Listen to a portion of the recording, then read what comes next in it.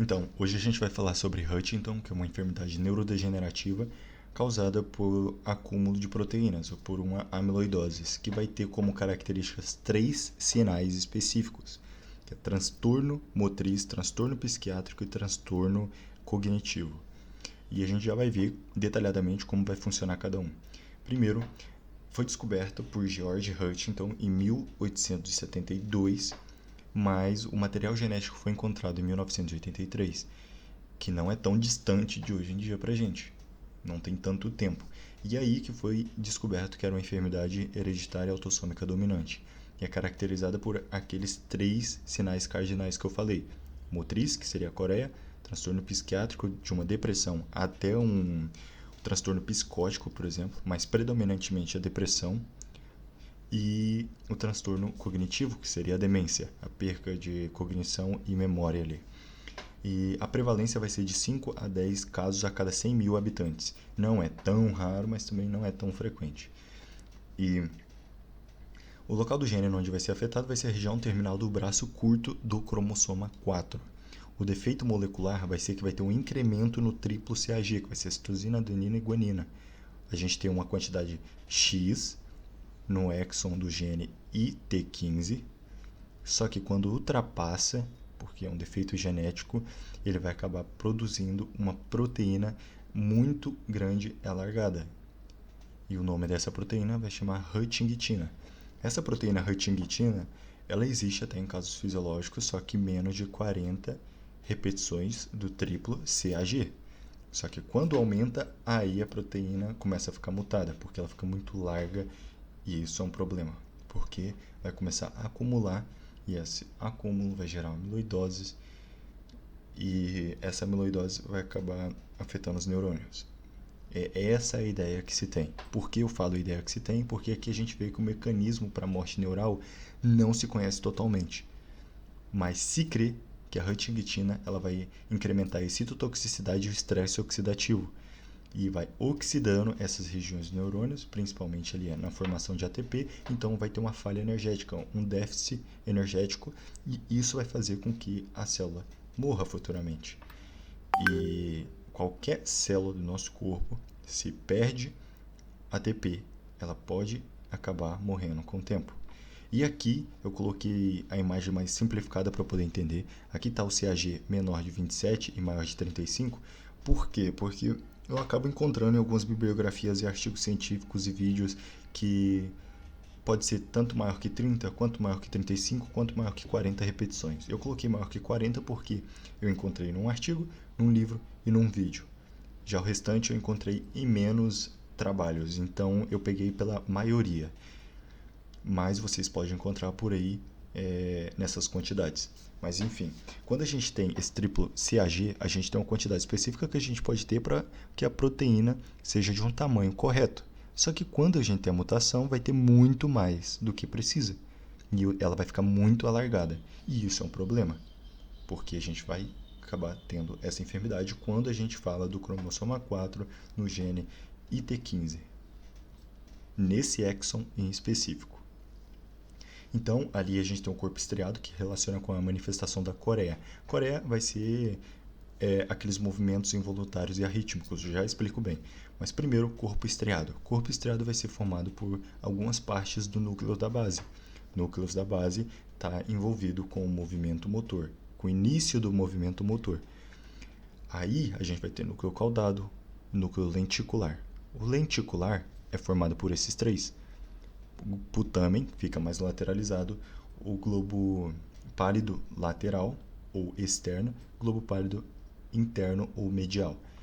Eles estão relacionados com a via do movimento, via indireta e via direta, desculpa. Uma vai ser a favor do movimento, outra vai ser contra. Também a gente fala de outras enfermidades que vai acabar afetando essa região. Uma delas, que é muito conhecida, que vai ser o Parkinson. Só que o Parkinson ele vai acabar afetando uma região que vem anterior, fisiologicamente falando, a essa região, que vai ser a substância negra no mesencéfalo. Mas isso é tema de outra aula, só para a gente poder associar. E por que não vai gerar o mesmo sintoma que o Parkinson? Porque está relacionado com o movimento motor, só que são regiões diferentes. E por ser nessa região, a gente da característica da Coreia, porque ali vai acabar tendo um estímulo muito errado do que seria o movimento primitivo. E desde aí a gente vai ter a produção de um movimento indesejado. Primeiro é afetado esses núcleos. Aqui o núcleo caudado só está mostrando uma parte dele, mas ele literalmente parece uma cauda, a gente já vai ver como é que ele é. E quando afeta, acaba aparecendo a coreia. A coreia, a definição dela, eu coloquei aqui embaixo, que são movimentos involuntários arrítmicos, rápidos, abruptos e não repetitivo no tempo. O que significa não repetitivo no tempo? Por exemplo, uma hora o paciente pode fazer uma flexão, outra hora uma extensão, rotação, pronação, supinação. Pode fazer vários tipos de movimento. Não necessariamente ele vai repetir os mesmos toda hora. Mas ele fez uma flexão no começo. Depois de fazer todos esses outros movimentos, ele pode uma hora fazer a flexão de novo. Por isso que não é repetitivo no tempo. Ele acaba repetindo, só que é muito depois. E não é tão rítmico. Por isso que essa definição. E a distribuição é variável, mas é preferencialmente distal. Ou seja, a gente vê que ele mexe os ombros, o pescoço, parte do tórax. Uma hora o ombro direito está levantado, o esquerdo abaixado, outra hora ao contrário. Só que mais marcado a gente vê nas extremidades. Por exemplo, pernas, nas mãos, tudo isso. E tem um transtorno muito comum também, que é um bico. O paciente às vezes fica todo momento fazendo um bico com a boca. Isso é bem comum também nos vídeos que a gente vê. Aqui eu trouxe um pouquinho de tanto neurologia quanto neurociência para apresentar essa parte aqui sobre a afetação da cabeça do caudado, que ele está mais relacionado com transtorno de conduta. Conduta, a gente tem algumas palavras que a gente pode usar como comparativo a ela, que seria ato, ação, motivação em si. Ou seja, é quando a pessoa faz algo ou age. Então, como tem um transtorno nessa região, a pessoa vai ficar menos motivada para ter essa ação, para fazer as coisas. E por quê? Porque essa parte da cabeça do caudado, esse daqui é o núcleo caudado. Lembra que eu falei para vocês que parecia literalmente uma cauda? Aquele corte era como se fosse um corte aqui e a gente estivesse olhando daqui para cá. E, enfim, o caudado ele tem a cabeça, tem o corpo e tem a cauda. Esse daqui é o putamen, globo pálido lateral e medial. Aqui, relacionado com a cabeça do núcleo caudado, a gente tem o núcleo accumbens. E qual é a importância desses dois? Como essa parte que vai estar afetada e tem correlação com o núcleo accumbens, a gente vai ter uma afetação na conduta. Como? A gente tem vários tipos de liberação de dopamina no nosso corpo, tanto para movimento ali na substância negra no mesencéfalo, entre a base e o tegmento do pedúnculo, para poder iniciar o movimento motor, e em outras regiões também, e também no núcleo accumbens. A diferença é que aqui a dopamina é liberada mais para um certo tipo de ação de motivação e um pouquinho de felicidade.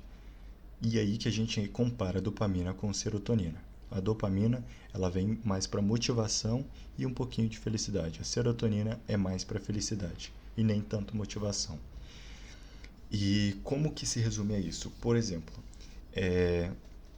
eu vou assistir um filme que eu quero muito assistir. Então, eu estou ansioso para chegar em casa e assistir.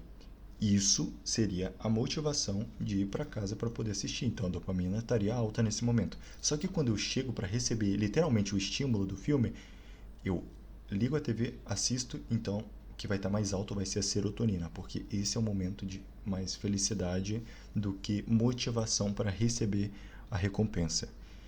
E isso foi feito estudos com macacos, com ratos, e foi baseado em estímulos que usavam, por exemplo, no macaco, eles usavam algo que gerava prazer para eles, como um alimento muito bom, como uma bebida muito boa, e tinha um horário específico no dia para isso acontecer. E todo horário que isso acontecia, um sino tocava. Então ele ficava o tempo inteiro motivado, tentando fazer com que esse sino tocasse, ou esperando com que esse sino tocasse, e isso daí gerava motivação. Ou seja, nesse momento, com eletrodos, com captadores de parte elétrica o eletroencefalograma, na região específica, via que a dopamina estava mais alta, porque a região que liberava dopamina estava com atividade mais alta. Só que, quando ele recebia o estímulo, a dopamina não estava tão alta. Então, a gente já sabe que está mais ligado com motivação. Só que aí foi ver e outro tipo de neurotransmissor ficava mais alto, que era a serotonina.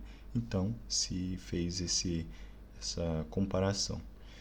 E quando a gente fala de dopamina no núcleo accumbens, é liberado de duas formas, a tônica e a fásica. A fásica é quando ela libera muito de uma vez, só que depois ela desce muito mais. Ou seja, se a gente tinha esse potencial umbral aqui de excitação dopaminérgica constante, depois do estímulo, a gente acabou liberando uma reserva. Então, depois a gente ficou com menos dopamina. Um exemplo, aqui a gente tem 10x de dopamina, a gente tem um tanto de motivação.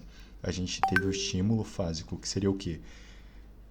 Comidas açucaradas, como doce, filme, videogame, sexo, tudo isso libera dopamina fásica. Só que o problema que vem depois de ter esses estímulos, a nossa dopamina desce, e junto a ela, a nossa motivação também. Por isso, após de fazer algumas dessas práticas, a gente acaba tendo menos motivação do que tinha antes. Já a tônica ela se libera um pouquinho a todo momento, ela não tem essa descida brusca. Por isso que tem muitos neurocientistas no YouTube falando de jejum de dopamina, que é como se a gente evitasse essa dopamina fásica para acumular ela numa quantidade específica para a gente ter mais motivação durante mais tempo para fazer as coisas mais difíceis, como pegar um livro e ler, como estudar, porque é muito mais fácil você pegar um videogame e ter uma dopamina fásica ali do que você pegar um livro e macetar ele o dia inteiro. Então, essa seria a grande diferença. E quando afeta essa parte, motivação, afeta literalmente a conduta. Então, afetando essa conduta, daí que vem os transtornos relacionados à conduta, junto também com as funções do núcleo caudado, da cabeça do núcleo caudado que está envolvida ali com o controle dopaminérgico ali do putamen, parecido à substância negra do mesencéfalo. Beleza, agora sobre atrofia do córtex cerebral e caudado. Está relacionado com deterioro cognitivo. O que é cognição? Cognição é basicamente algumas habilidades que a gente tem juntas que vai formar o que é a nossa habilidade cognitiva. O que seria isso? Atenção, memória, fala organizada, oratória, tudo isso faz parte da cognição. E uma parte muito importante do nosso cérebro que está relacionada com isso vai ser o córtex pré-frontal. Primeira coisa, a gente tem que diferenciar o que é córtex pré-central, giro pré-central, do que é córtex pré-frontal. Muita gente acaba confundindo.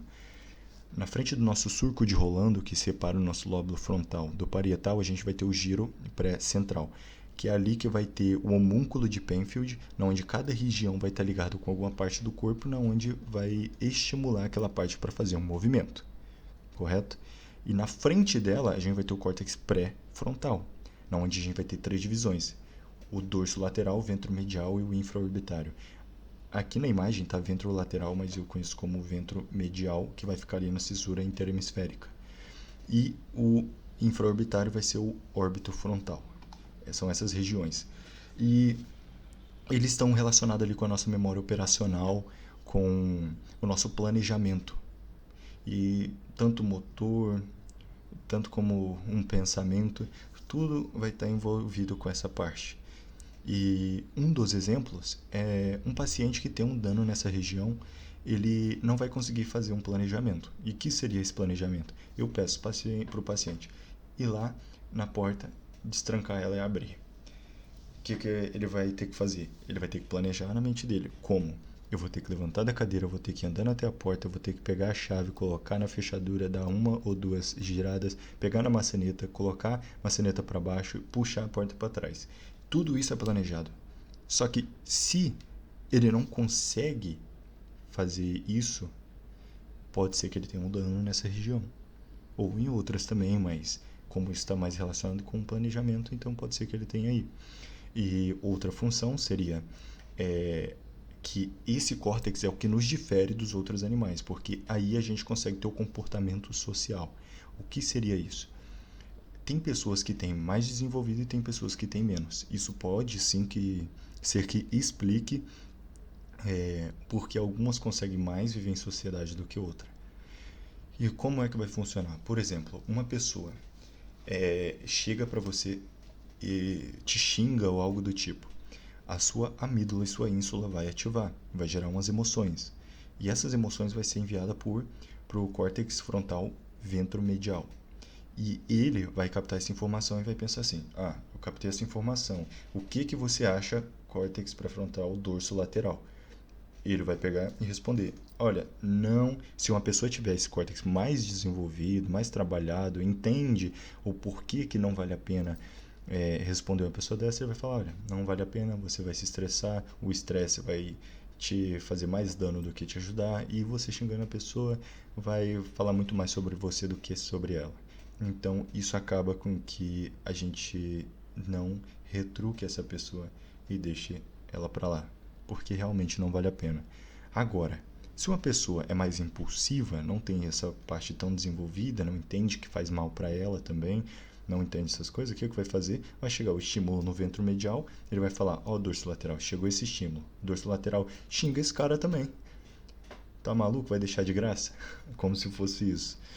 E bem grotesco assim, né? Mas para ficar mais fácil de entender como é que funciona. E até eu explicando aqui para vocês, eu estou usando muito essa parte, porque eu tenho que juntar todas as palavras e o conhecimento que eu adquiri dessa enfermidade para poder passar para vocês. Só que eu não posso falar de forma desordenada, eu tenho que encaixar as palavras corretamente, uma na frente da outra, para que faça sentido, que você consiga interpretar e armazenar na sua memória de curto prazo. Então, para fazer com que faça sentido, eu tenho que pegar todas essas palavras e o que eu sei sobre isso, juntar em ordem para poder passar para vocês. E eu faço isso graças a esse córtex. E assim que eu faço, essa memória já volta para a região dela. Que seria só o momento da execução. Eu formo ela, executo e vou e formo outra. Essa daí já fica guardada, como se fosse isso. E também vai ter uma atrofia no caudado, que também vai poder explicar esse deterioro cognitivo por conta da liberação da dopamina. E o quadro clínico, a gente vai ter 3 manifestações cardinais, que seria a motriz, coreia, transtorno neuropsiquiátrico, que vai ser desde uma depressão até um transtorno psicótico, só que predominantemente depressão e muito profunda, e dependendo da evolução, da quantidade de gene, enfim. E o transtorno cognitivo, que principalmente a demência. O deterioro cognitivo inicial ele vai ser subcortical. O que acontece? Eu expliquei ali atrás que o transtorno cognitivo também é por conta do córtex e por conta da cabeça do núcleo caudado. Só que antes do córtex tem uma afetação subcortical. O que seria cortical? A nossa parte mais externa do nosso telencéfalo, onde vai ter o córtex. E mais subcortical vai ser embaixo, onde vai ter ali o diencéfalo, por exemplo, onde tem o nosso cérebro primitivo, algumas estruturas mais específicas, tipo hipotálamo, tálamo, subtálamo, epitálamo, núcleo caudado, núcleo lenticular, tudo isso e todos os núcleos da base, nosso sistema límbico, enfim. E essas regiões, algumas delas são afetadas, e isso vai fazer com que ocorra o enlentecimento da memória. E durante a evolução, vai ter alguns transtornos de linguagem, tipo apraxia, disartria e disfagia. Todas vão ser causadas por conta da disfunção na musculatura. Por quê? Porque a gente tem um transtorno lá motor que eu expliquei para vocês, dos núcleos da base. E a aparição de sintomas, geralmente tem uma idade em promédio ali de 38 anos para aparecer. E eu coloquei esses 2 pontos aqui, mas um pode contradizer o outro se você somente ler. Então, por isso que tem que prestar atenção nessa parte. Tem limites de aparição, que seria da 2ª à 7ª década de vida. Mas já foi descrito casos entre 2 a 80 anos de idade. Então, a gente tem antes e depois dessas décadas da vida. Só que esse foi a minoria dos casos que foi registrado nessas extremidades da vida. Só que o mais frequente, de um tempo para cá, é da 2ª à 7ª década de vida. Por isso. Então é bom entender isso. E 10% dos casos é de início juvenil, que esse de início juvenil geralmente é por conta de uma variante de Westphal. Quando aparece o início juvenil, é uma variante de Westphal. Essa variante, ele não costuma ter coreia como um sinal motriz, mas sim o parkinsonismo. A gente tem que diferenciar o que é parkinsonismo de enfermidade de Parkinson. Parkinsonismo vai ser a síndrome de bradicinesia, hipocinesia e tremor. E tem várias outras síndromes também, mas essas são as principais do parkinsonismo. E a enfermidade de Parkinson é a afetação da substância negra do mesencéfalo entre a base e o tegmento do pedúnculo, que vai gerar um síndrome clínico chamado parkinsonismo. Aí a gente tem parkinsonismo primário, secundário, enfim, tem vários tipos de parkinsonismo. Mas só para entender a diferença. E vai ter um deterioro cognitivo e geralmente quando tem essa transmissão é por via paterna. A maioria dos casos. E o diagnóstico ele pode ser clínico. Aqui eu coloquei herança autossômica dominante, mas é com geneticista, e a neuroimagem. Primeiro, clínica, a gente vai ter os 3 transtornos, os sinais cardinais que eu falei, se não for a variante de Westphal, que não tem a coreia. Aqui a gente vai ter a coreia, a depressão muito marcada do psiquiátrico que eu falei para vocês, pode ter até uma crise psicótica, mas a depressão é o que mais acontece. E uma depressão muito marcada. Porque a pessoa vai perdendo aquela motivação ali daquela dopamina no núcleo accumbens que eu falei, então acaba que isso vai fazer com que ela sinta menos motivada para fazer muitas coisas. Às vezes até para tomar banho, até para beber água, e ela vai deixando a vida aí. E transtorno cognitivo, atrofia no pré-frontal, lembra que vai formar aquele déficit cognitivo. E diagnóstico de neuroimagem. A gente pode ver pela tomografia computadorizada atrofia em algumas partes, a gente consegue ver algumas partes menores, só que em estados iniciais a gente não consegue ver pela tomografia computadorizada. E aí que vai entrar o PET de fluorodesoxiglicose. O que seria isso? Vai ser um tipo de estudo de medicina nuclear, onde a gente vai dar um fármaco que tem a ligação com a glicose e que vai chamar a fluorodesoxiglicose. E ele vai ser captado no nosso estudo de medicina nuclear. Por quê? Porque ele é radioativo. O que é radioativo? O flúor 18. Fluorodesoxiglicose é a junção do flúor 18 com a glicose. Fisiologicamente falando, a gente no sangue vai ter glicose e a gente vai ter canais de Glutz, 1, 2, 3, 4, 5. E eles vão estar espalhados pelo corpo. E esses canais de Glutz vai fazer com que a glicose entre para o meio intracelular. Entrando no meio intracelular, ela vai sofrer o metabolismo de mais ou menos 10 enzimas ali na sua rota metabólica e vai formar glicose 6-fosfato. Glicose 6-fosfato lá, depois para frente vai no ciclo de Krebs, depois vai para a fosforilação oxidativa para formar ATP. Essa é a rota metabólica. Isso é para a gente entender como está o metabolismo das regiões, ok? Quando a gente dá o fluorodesoxiglicose, que também a abreviação dele pode ser FDG, ele vai se ligar, ele vai entrar para dentro da célula também, porque ele está ligado à glicose, a glicose entra e ele vai como se fosse puxado, mais ou menos assim. E ele, como por ser radioativo, a gente consegue identificar no exame de neuroimagem. E ele vai ficar dessa forma avermelhado. E a diferença dele para glicose 6-fosfato, do FDG 6-fosfato para glicose 6-fosfato, é que o FDG ele não vai seguir a rota metabólica, ele vai ficar ali, porque ele vai estar ligado ao flúor 18 e não é compatível com as outras enzimas do ciclo de Krebs, da fosforilação oxidativa, enfim. Então, ele ficando nessa forma, quando a gente vê o exame de neuroimagem, a gente consegue ver essas partes mais avermelhadas. E quando ela está muito vermelha, é porque o metabolismo está muito alto, porque está conseguindo captar muita glicose, está transformando glicose em glicose 6-fosfato. Por quê? Porque tem uma quantidade boa de neurônio. Quando não tem, quando tem atrofia, diminui a quantidade de neurônio, diminui o metabolismo. Diminuindo o metabolismo, essas regiões vão ficando cada vez mais claras. E essas regiões aqui são partes do núcleo caudado, núcleos da base, que está envolvida com tudo aquilo que eu já falei ali para trás. Então, essa é a importância do PET de fluorodesoxiglicose.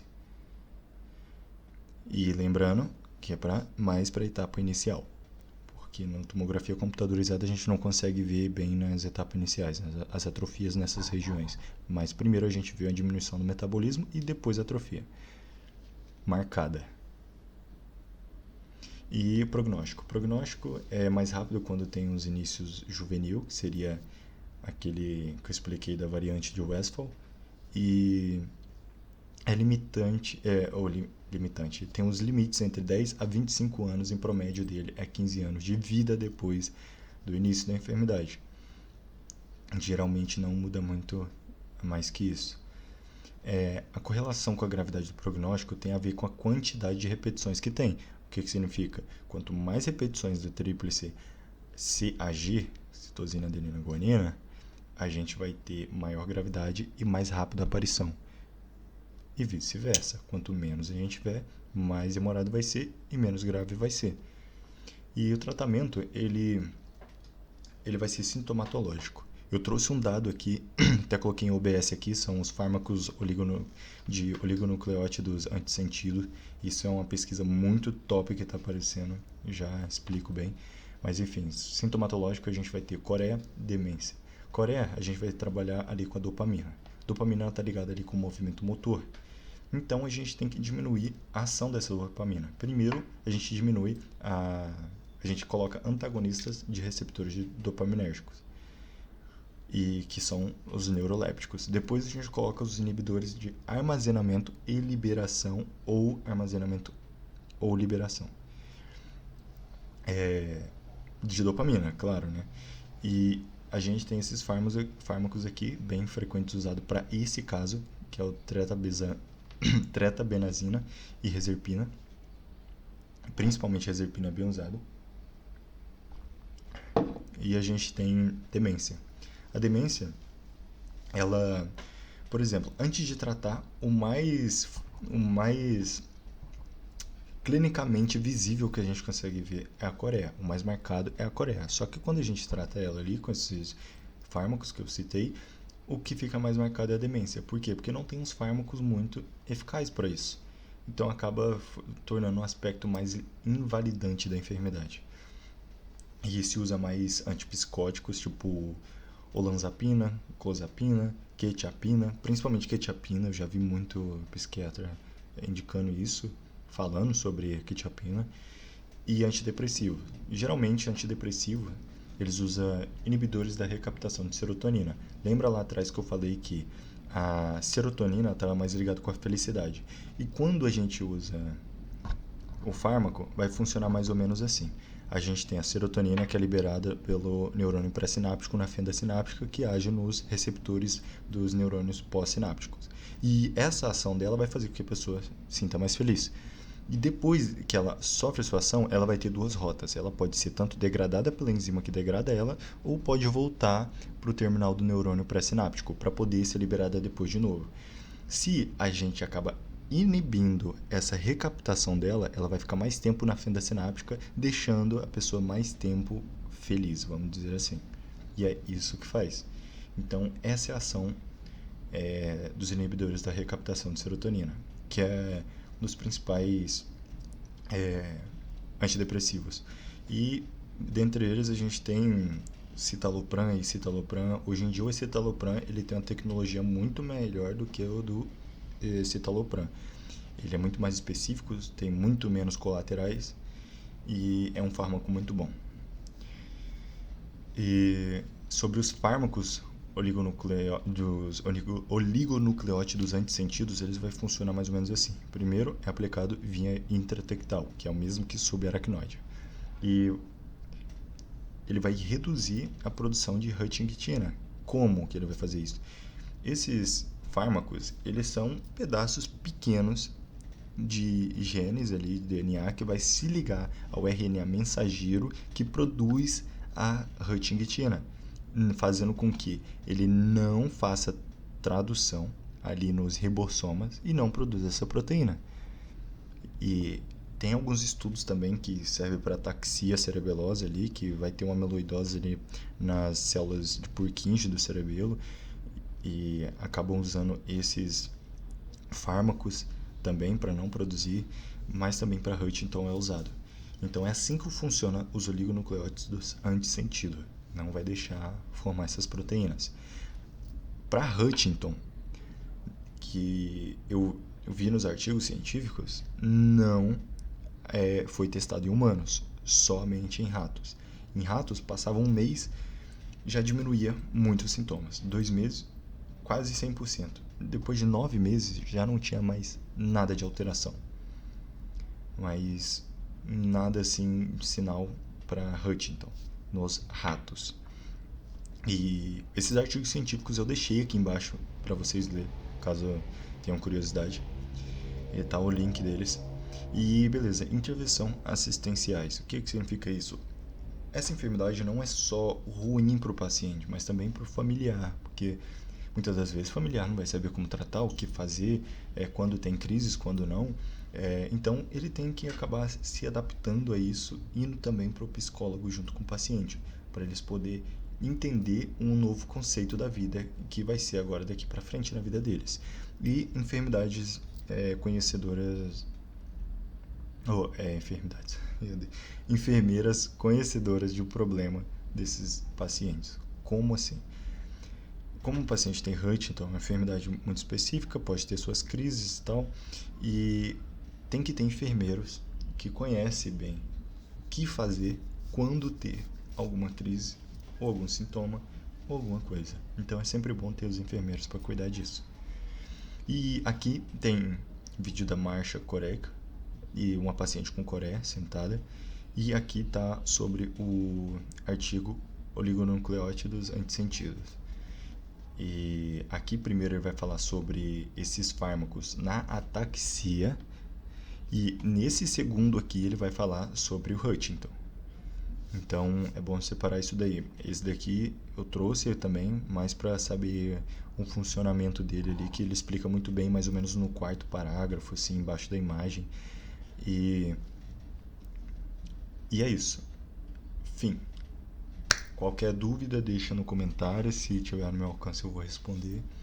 E é isso, aula.